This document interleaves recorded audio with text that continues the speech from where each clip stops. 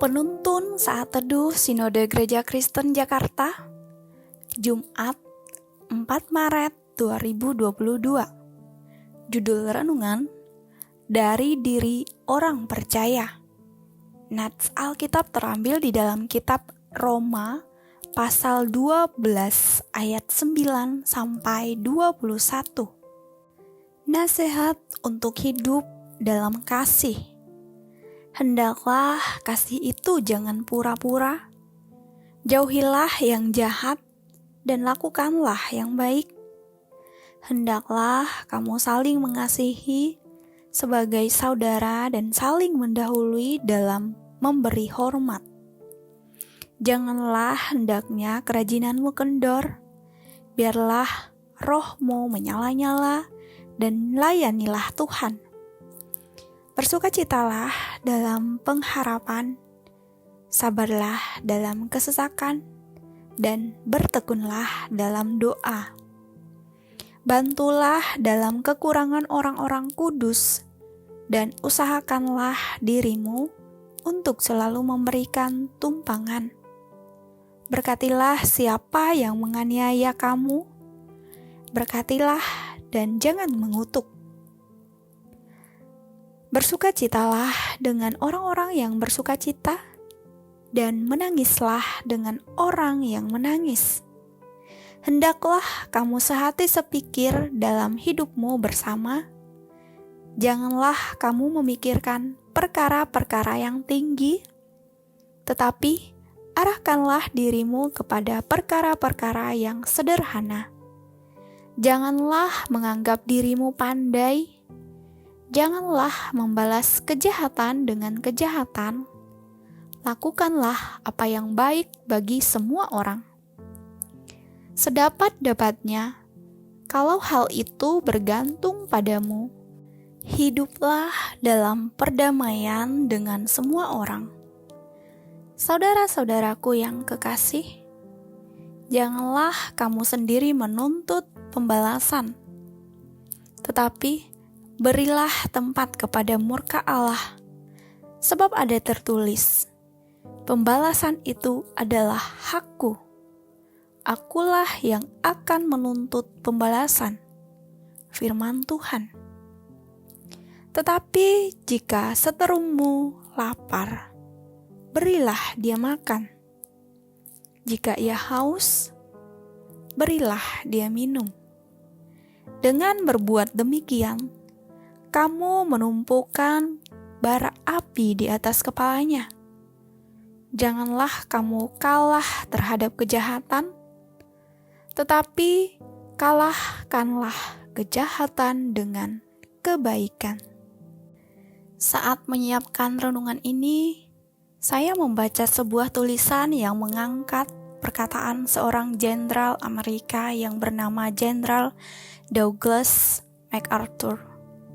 Dalam tulisan tersebut, ia mengatakan bahwa dalam kurun waktu 3.400 tahun terakhir ini, kedamaian yang terpanjang di dunia ini tak lebih dari 268 tahun saja.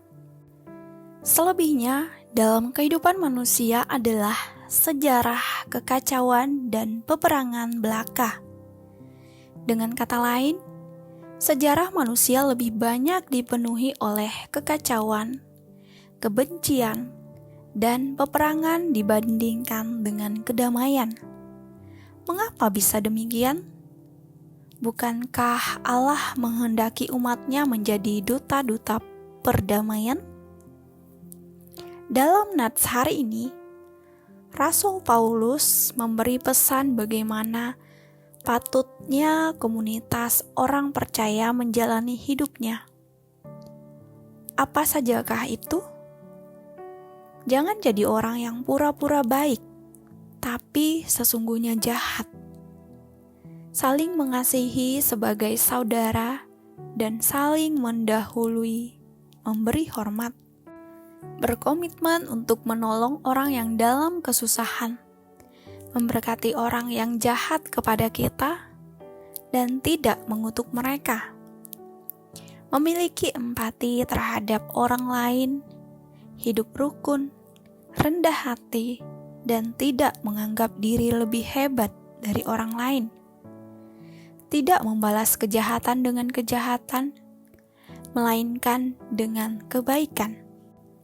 Tetap memberi bantuan, bahkan kepada musuh kita sekalipun. Ini pesan penting yang meneladani bentuk ajaran Tuhan Yesus yang penuh kasih itu.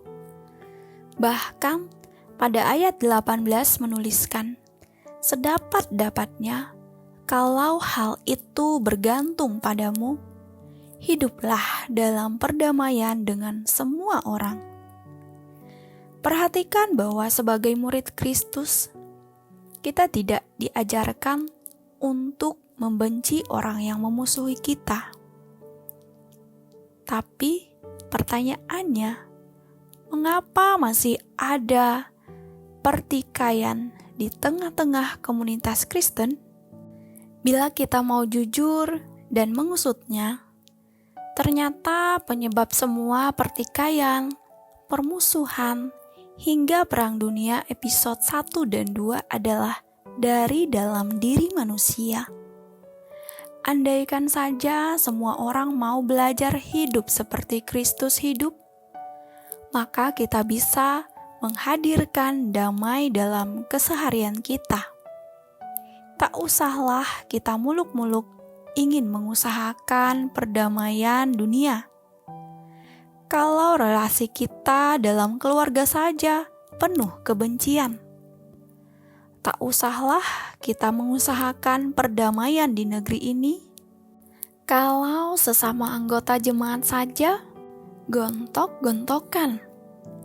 Marilah kita terus-menerus memohon belas kasihan-Nya untuk belajar menjadi duta-duta kerajaan surga dan menghadirkan damai di bumi seperti di surga. Karena kasih Kristus adalah kasih yang memperdamaikan manusia dengan Allah, maka marilah kita belajar memberi diri kita untuk terus-menerus diperbaharui di dalam kasih Kristus. Amin. Terima kasih, Tuhan Yesus memberkati.